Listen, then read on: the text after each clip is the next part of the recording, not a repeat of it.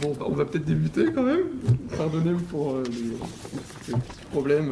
Donc bonjour à tous et merci Jules et Paul pour votre introduction. J'ai, comme vous avez pu le constater, l'honneur et le plaisir d'inaugurer ces 2 jours de colloque. Et pour ma communication, comme vous l'avez dit Jules, je vais vous emmener en fait en péninsule ibérique au XIIe siècle pour finalement s'intéresser à un épisode très singulier qui est celui d'un document auquel on va s'intéresser, qui a été produit en 1125 et qui est consigné dans l'Historia Compostellana.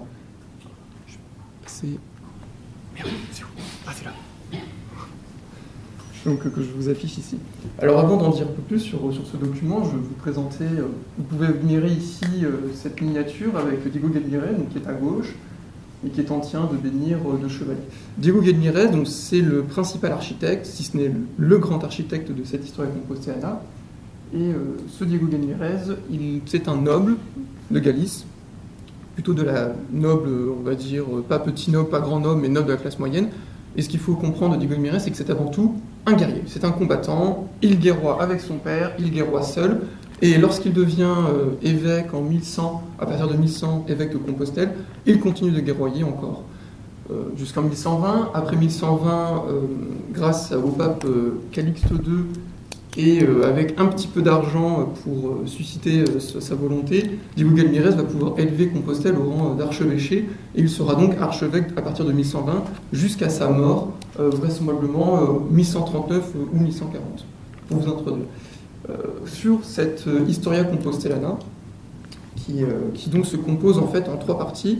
Elle se nomme elle-même, en tout cas parmi ces auteurs qui l'écrivent, comme un registrum. Donc un registrum, c'est simplement un document qui a vocation à consigner des informations. Et donc Diego Guedmírez dicte finalement cette Historia Compostellana, mais il n'en est pas finalement la main qui la rédige. Et donc nous avons plusieurs mains qui vont se succéder. Alors la première d'entre elles, c'est donc le trésorier Nuno Alfonso, donc du chapitre de Compostelle, qui va débuter cette écriture de l'Historia Compostellana en 1107 et qui va l'achever en 1112 lors de son élection en tant qu'évêque. Cette écriture est donc reprise par un successeur qui va se dénommer Hugues pour un temps extrêmement court. C'est surtout un nord-pyrénéen qui s'appelle Gérald, qui va reprendre la composition, en achever le livre 1 et esquisser des parties du livre 2 et du livre 3. Et en l'occurrence, on suppute la partie qui m'intéresse dans mon document. Et enfin, nous avons finalement l'achèvement de cette écriture par Pedro Marcio, qui est un chanoine de Compostelle, et qui va finaliser la rédaction jusqu'en 1149, date d'achèvement de ce corpus de l'Historia Compostellana. Donc, ce qu'il faut retenir rapidement sur cette Historia Compostellana, c'est que c'est une œuvre en fait qui, pour le Moyen Âge, est assez singulière, outre le fait qu'elle soit évidemment biaisée, parce qu'elle vise uniquement à mettre en valeur simplement les faits et les gestes de Diego Guedmírez. Elle est avant tout une œuvre qui compile des événements en Ibérie qu'elle a vécu, c'est-à-dire qu'elle compile des faits qui lui sont contemporains. Et ça, c'est pour le Moyen Âge quelque chose qui est quand même assez intéressant à souligner. Donc, cet événement qu'on va étudier, en fait, il s'est produit en même temps qu'il y a eu l'écriture quasiment, ou peu de temps après. Ouais. Donc pour finalement mon plan, donc je vais à travers ce document que je vais vous présenter, je vais vous proposer d'étudier la manière dont le pèlerinage pénitentiel et l'idée de reconquête s'organisent par la manifestation d'un chemin de croisade dans l'Ibérie. Donc tout d'abord dans une première partie centrée sur la mise en avant d'un nouveau modèle de reconquête.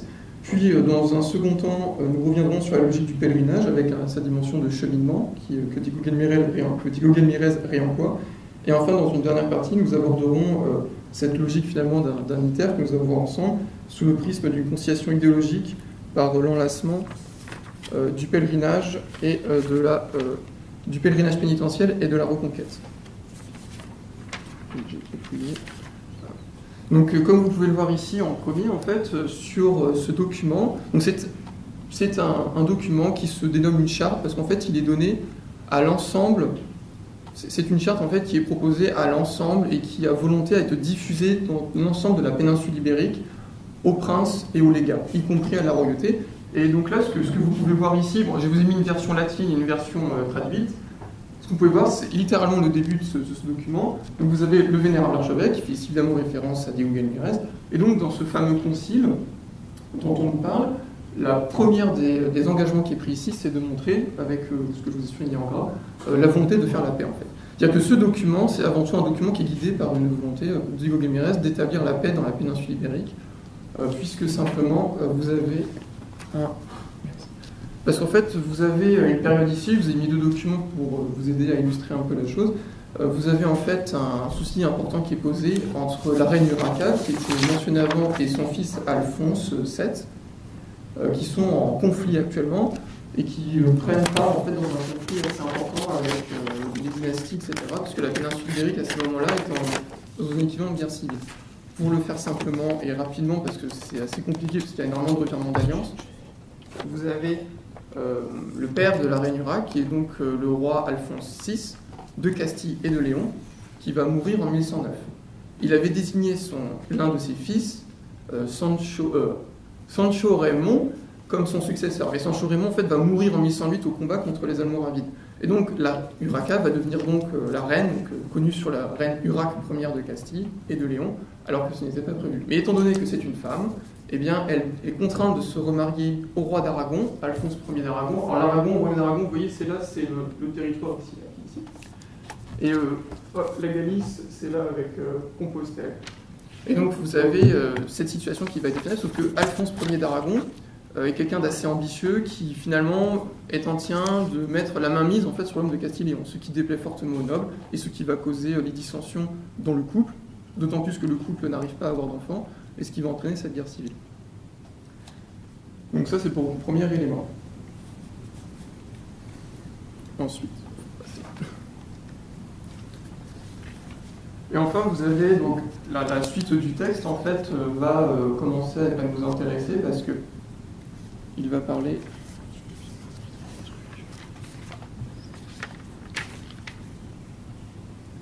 Donc en fait, vous arrivez à la logique qui suit encore dans le texte, où là, vous voyez, j'ai souligné les mots qui étaient plutôt importants.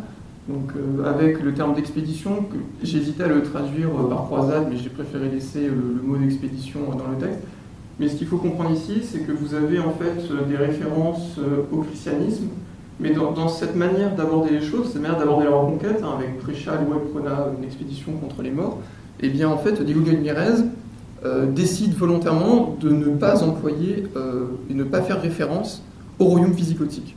Que je vous ai donné ici une définition, parce qu'il faut savoir, rapidement sur la reconquête, parce que c'est aussi assez dense, la reconquête, initialement, c'est une idéologie qui vient des princes d'Asturo, des princes de la monarchie asturo-léonaise, et qui vise finalement à restaurer le royaume visigothique pour lequel ils apparaissent eux, ils prétendent en être les descendants. Finalement. Et donc cette idéologie-là, finalement, elle ne peut pas correspondre pour Diego Guimarães dans son texte, puisque fondamentalement, il ne veut pas mettre une monarchie, il ne veut pas rehausser une monarchie par rapport à une autre, puisque s'il fait ceci, bien en fait, il ne pourra pas avoir la concorde, parce qu'il veut une unité finalement de cette péninsule ibérique, et il va désigner finalement cet ennemi qui est ici représenté par les Mouros, en faisant référence au conflit et à la reconquête. Donc enfin, on va passer à la deuxième partie. Je sais pas combien de temps il reste. Effectivement, donc ce Diego Guimarães, il va aussi utiliser un deuxième outil dans le cadre de cette unité. Donc là, oui, je vous ai encore mis les documents et les textes. En fait, il va comparer les croisés avec, vous voyez, cette milice et ce vétir, où il va enjoindre en fait aux croisés finalement aux hispaniques en fait de se constituer comme des croisés, c'est-à-dire avec la logique de se vêtir et de marcher et de cheminer finalement sur cette question, de cheminer en fait jusqu'à par la péninsule ibérique jusqu'au Saint-Sépulcre, qu'on verra après. Mais là, il y a juste la logique qui est inscrite de celle finalement du pèlerinage qu'on revoit ici, et du pèlerinage pénitentiel qui est une donnée de la croisade. Donc il va remettre ça pour réinstaurer un modèle finalement de conflit, de conflictualité qui permettrait de réunir les Ibériques.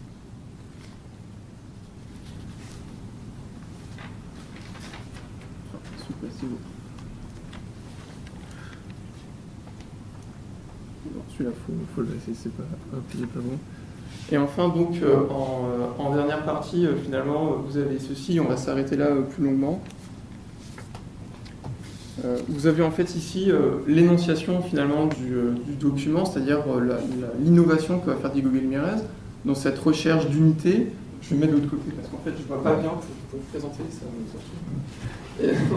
Donc vous avez en fait Diego Ramirez qui va ici annoncer finalement la nouveauté et l'innovation qui est contenue dans ce texte, qui est finalement l'idée d'ouvrir, de créer un nouveau passage finalement pour le Saint-Sépulcre en passant par l'Hispanie. Et je vais m'attarder plus longuement ici, je suis rapidement passé sur le grand 2, parce qu'on n'a pas beaucoup de temps, pour venir à ces éléments essentiels, qui est celui-là. Ce que vous pouvez constater ici, dans la traduction française ici même, c'est qu'il y a déjà revêtons-nous et comme soldats du Christ et fils fidèles de la Sainte Église, ouvrons le chemin de Jérusalem, que tant de peine et de sang ont tracé. Et ça c'est intéressant parce qu'ici, ce que fait Diego Ramirez, c'est qu'il va tout simplement décider d'établir un lien que certains historiens ont jugé rhétorique, purement rhétorique, c'est-à-dire on est vraiment dans un argumentaire très rhétorique, et à mon sens, et d'ailleurs au sens aussi d'autres historiens, c'est quelque chose de tout à fait contestable. Parce que quand il fait référence à ce chemin de Jérusalem, on pense tout de suite au chemin de Jérusalem par l'Orient de la première croisade que vous connaissez. Sauf que Diego Ramirez, il est en Galice, et en Galice, il se trouve qu'il y a aussi un chemin de croisade qui en fait consiste, notamment pour les Nord, les chrétiens du Nord, les Anglais, les Frisons et d'autres Scandinaves, de passer par voie maritime en fait, le long de la façade atlantique. Donc en fait c'est du cabotage, quoi. Ils vont caboter le long de la façade atlantique. Et on peut donner un exemple ou deux. Dans l'Historia Compostana, vous avez une mention qui est faite à plusieurs reprises, surtout dans le livre 1 et un petit peu dans le livre 2, des pirates anglais. Et ces fameux pirates anglais, qui sont désignés comme tels, sont en fait des croisés anglais, qui font escale en Galice. Ils arrivent à peu près vers 1111 en Galice, l'hiver 1111, pour ensuite aller en Terre Sainte. Et à titre d'exemple, pour vraiment faire cette dimension, c'est vraiment un chemin de croisade à part entière avec des hostes qui passent de manière assez régulière. Hein. Et bien, pendant qu'ils sont en Galice, précédemment, au même moment, vous avez par exemple des Scandinaves dirigés par Sigurd, qui vient de Verden, qui est donc un Scandinave, et lui se trouve actuellement, en 1111, explicitement à Arques en Terre Sainte. Et il était en Galice pour passer l'hiver, mais en 1108. Donc vous voyez, il y a cette dimension-là, il faut voir qu'il y a vraiment des hommes qui passent comme ça régulièrement sur cette zone-là. Et donc Diego Ramirez, il a un contact avec ces gens-là, il a un contact avec ses croisés, on le sait, d'ailleurs il va même demander à ses croisés anglais notamment, parce qu'il envoie une lettre qui est consignée dans l'Historia Compostana aussi, pour Anselme de Canterbury, et dans cette lettre, il demande de l'aide, hein, il explicite de l'aide, nous devons envoyer des chevaliers. Bon, la réponse, petit spoiler, Anselme de Canterbury répondra « je n'ai pas de chevalier à t'envoyer ».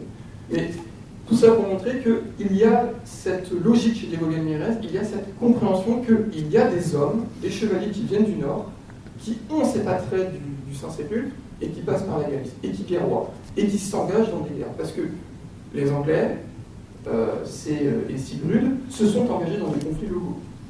Pour différents nobles, ils ont pris part en fait dans le cadre de cette guerre civile, dans les camps ou dans d'autres. En fait. Donc ça, c'était pour cette logique de ce chemin de Jérusalem. En fait. Donc vous voyez, c'est pas juste un argument rhétorique que fait Diego Ramirez. Et ça renvoie à la dimension finalement du pèlerinage, qu'on a passé très vite, parce qu'on n'a pas beaucoup de temps, donc je peux passer 7. Il en reste 7. Et donc on va passer assez vite dessus. Vous voyez, cette dimension du pèlerinage pénitentiel, elle se retrouve en fait ici largement, puisque par finalement ce chemin qui préexiste en fait, qui est une existence réelle, hein, qui est vraiment une praxis, eh bien ça rend cette logique beaucoup plus efficiente en fait, et beaucoup plus logique. C'est-à-dire que pour les nobles contemporains auxquels Diego Ramirez s'adresse, c'est quelque chose de réaliste en fait, puisqu'ils ont côtoyé des hommes qui l'ont fait. Donc ça c'est sur la question de l'ouverture. Et enfin, évidemment, sur la peine avec tant de sang qui est tracé, c'est évidemment pour louer déjà le sacrifice et louer l'effort qui est fait par les croisés de la première croisade. Et enfin, là vous voyez, c'est aussi très significatif, c'est aussi donc venir nous aussi soldats du Christ, hein, par mimétisme finalement des premiers croisés, permis par cette situation particulière de la péninsule ibérique. Et vous avez ici le mot de sarrasin qui finit par apparaître. Et le mot de sarrasin est important. Alors je crois que j'ai oublié d'en parler avant, mais en fait dans le texte vous avez deux fois la mention des sarrasins, une fois au début du texte, on voit que les Sarrasins étaient considérés comme les morts, avec le terme de moros en latin qui était employé ici. Et là, vous avez le terme de Saracénis, du coup, qui est employé ici dans le texte latin. Et le changement de vocabulaire aussi est très important parce que, contrairement à ce qu'on pourrait croire, c'est qu'on pourrait imaginer que c'est juste une forme de... c'est juste une forme, finalement, d'un langage qui ne signifie rien, mais en fait, ça signifie beaucoup, à mon sens, puisque la translation, finalement, du mot de mort par le mot de sarrasin permet, finalement, d'intégrer l'espace ibérique, et notamment la notion d'hispanie, dans la croisade, en fait. Parce que les morts, quand ils sont désignés, notamment dans les sources ibériques, c'est une signification, pardon, excusez-moi, d'une altérité qui est familière. C'est une altérité qu'on côtoie, auquel on guerroie évidemment, où il y a des conflits, mais c'est aussi une altérité, disons, on peut entretenir des liens amicaux, on commerce aussi, il y a aussi du commerce avec les moros, et même parfois on combat pour eux, etc. On a ces allégeances-là. Donc c'est aussi cette question-là qui est significative et qui est importante dans le mot moros, en fait. C'est-à-dire que c'est l'ennemi de la reconquête, et c'est vraiment spécifiquement cet ennemi ibérique. Et encore une fois, dans ce cadre où on sort finalement d'une volonté, on met en avant de lutter pour le peuple chrétien, il y a le mot de ploucristique qui est aussi employé dans le texte, et pour le christianisme, eh bien on va changer ce terme par sarrasin. Sarrasin qui renvoie aux ennemis là aussi de la première croisade, qu'ils ont combattu en Orient, et qui renvoie finalement à un ennemi qui est initialement plutôt donné pour l'Orient. Et donc en faisant ça, en changeant cette altérité finalement du mort qu'on connu par le sarrasin, qui est la figure de l'ennemi, qui est la figure finalement voilà, de l'ennemi à vaincre pour atteindre le sens et Dieu, eh bien on va introduire la péninsule ibérique dans cet espace de la croisade finalement, un espace de la croisade qui avant n'intégrait finalement dans le pèlerinage pénitentiel, dans la première croisade, que la Terre Sainte, qui était considérée comme légitime à conquérir. Et là vous avez une conquête qui se fait de manière plus simple, puisque en faisant ça, on va intégrer l'espace ibérique, qui est donc cet espace de la reconquête, dans la dimension de la croisade. Ce qui en fait va constituer l'ITER. Donc cette notion d'ITER périspanien, que vous revoyez ici avec l'aide par la route par les régions d'Espagne, eh bien là on réintroduit les régions d'Espagne, j'ai décidé de traduire comme ça le mot en latin qui est par là-bas. Eh bien les régions d'Espagne, vous avez dans cette question des régions d'Espagne l'intégration finalement de la reconquête, d'un espace de reconquête, qui est la dimension de cette reconquête territoriale, parce que la reconquête c'est aussi idéologique, mais c'est aussi de manière prosaïque une conquête territoriale sur les territoires d'Al-Andalus, eh bien vous le réintégrez en fait dans la dimension de la croisade. Et donc en fait on a un iter per Hispania, comme il est nommé par les historiens, qui se constitue par finalement la mise en place d'un pèlerinage pénitentiel qui veut construire un chemin de croisade dans le cadre d'une reconquête qui en est totalement dépourvue, mais en intégrant une dimension de l'espace. Finalement, un espace de la croisade qui permet la conquête de territoires autres que ceux qui sont légitimes et qui sont la Terre Sainte initialement. Ok, je vais conclure. Et donc vous avez cette logique-là. Et en fait, en guise de conclusion, je dirais, je dirais en conclusion rapidement, effectivement, en guise de conclusion, cette logique finalement de lien entre cet espace de la croisade, cette dilatation de l'espace de la croisade, ça va constituer le nœud finalement de cette iter per Hispania, qui n'est donc à la fois une croisade, mais qui n'est pas la même croisade que par exemple celle de la première croisade. Parce qu'il y a cette notion d'espace de conquête. Et cette notion d'espace de conquête, elle va maturer, et là pour rejoindre mon sujet plutôt sur un itinéraire de croisade en Afrique, puisque les régions d'Espagne, qui sont ce nom d'Hispanie en latin, Hispanie, ça fait référence au territoire d'Al-Andalus. Donc ce territoire d'Al-Andalus, eh bien, il va évoluer. Il va se projeter en Afrique du Nord par les Ibériques eux-mêmes, dans le cadre de cet espace de reconquête. Notamment à partir de 1292, avec le traité de Monte Agado entre les Ibériques, où ils vont se partager ces terres et ils vont les intégrer dans leur campus de reconquête. Et donc, en fait, en faisant ceci, vous avez ensuite, alors là, je vous ai donné deux éléments, j'ai mis Raymond Lull, j'ai trouvé une photo de Raymond Lull et j'ai mis la prise de Ceuta, qui sont à des dates extrêmement tardives, mais pour Raymond Lull, qui écrit vers la fin du XIIIe siècle, fin XIIIe siècle, début XIVe, par Raymond Lull avec le Liber de Finet, il va définir finalement l'idée d'une croisade qui doit nécessiter la conquête d'un espace préalable, dans le cadre de cette reconquête, et notamment l'Afrique du Nord. Donc en fait, on est dans la droite lignée. Et vous avez la même idée en fait avec par exemple la prise de Ceuta en 1415 par les Portugais, donc encore un siècle après, ou toujours dans cette logique d'un itinéraire périspanial qui est devenu un chemin de Jérusalem par finalement l'Afrique du Nord, eh bien vous allez avoir cette conception d'ouverture de Ceuta, donc la conquête d'un territoire, un lieu géographique qui n'est pas la Terre Sainte, devient finalement un espace de croisade préalable qui permet l'ouverture d'un truc. Ok, bon, ouais, c'est fini. Ouais, voilà, c'était un peu la conclusion. Voilà, merci. Merci à toi.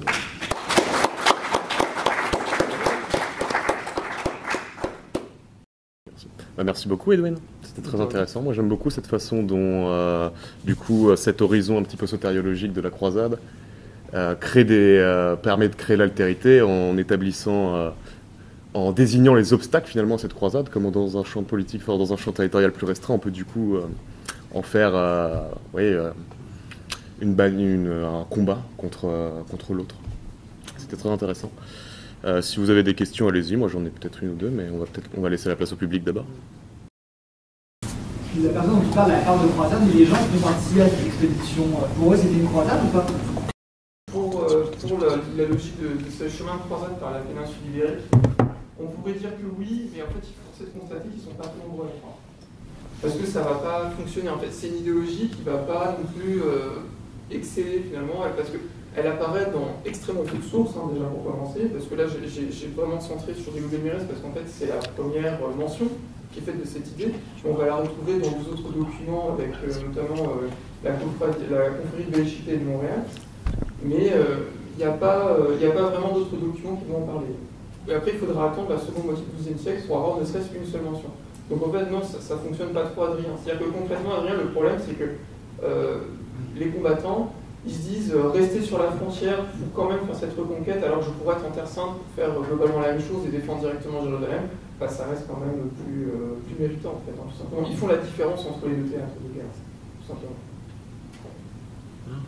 Donc ça échoue finalement cette association par synecdote de l'Espagne à la Terre Sainte. C'est intéressant parce qu'en fait j'ai voulu montrer que ça fonctionnait quand même parce qu'on va retrouver des références au XIIIe siècle et au XIVe siècle aussi. Mais effectivement, oui, en fait, c'est qu'est-ce qu'on entend par échouer, quoi. Est-ce que ça échoue oui. Parce que finalement il n'y a pas beaucoup d'engouement ou parce que c'est quelque chose qu'on retrouve de manière très parcellaire dans les sources. C'est une question à poser. Moi, je pense que ça a quand même tendance à fonctionner, puisque c'est quand même quelque chose qui va être moteur, finalement, notamment chez Diego Belmires, moteur pour faire la paix, parce on pense que ça va être assez puissant. Donc on voit bien qu'il y a quand même une logique derrière, on se dit c'est quand même quelque chose d'efficient. Mais ça marche pas trop, mais ça va marcher quand même un peu. Et ça a marché notamment au XIIIe siècle, avec notamment mon sujet principal qui était quand même sur la croisade de Louis IX, mais je sais pas communiquer dessus. Mais notamment pour Louis IX, moi je pense que ça a marché dans la tête et l'esprit de Louis IX, où on a un document qui est le premier document de Louis IX, c'est une lettre du 12 septembre 1970, qui est faite par son fils, donc le roi Philippe III, et qui explique que son père était à la Tunisie parce qu'il voulait encore une fois cette logique de ouvrir la terre d'Afrique à la croisade et ainsi ouvrir un chemin de Jérusalem par cette terre d'Afrique. Donc je pense que c'est une question contingente finalement à certains personnages qu'on peut retrouver, notamment avec, je pense aussi, dans cette même logique avec Louis IX, dans la conclusion que j'ai parlé rapidement avec Henri le Navigateur aussi et la prise de Ceuta. On est aussi dans cette même logique à mon sens. Allez-y. T'as une question là-bas. Allez-y. Ce que je trouve intéressant sur c'est que aux années 1140, le roi Tissi conquiert une partie de la Tunisie et que pour le coup, ça n'a rien à voir. C'est-à-dire qu'il n'y a pas du tout de perspective de combat, il n'y a pas du tout de perspective de contribuer au chemin africain vers Jérusalem. C'est absolument une colonisation économique, impérialiste, mais qui est très très éloignée en fait de tout ce discours de la croisade. Et je voulais savoir si de votre côté, il y avait un lien entre ces prétentions à contribuer au chemin de Jérusalem et l'idéologie impériale qui se manifeste dans le royaume d'Espérance assez tôt en fait, au XVIIe siècle, avec la constitution impérator et un certain nombre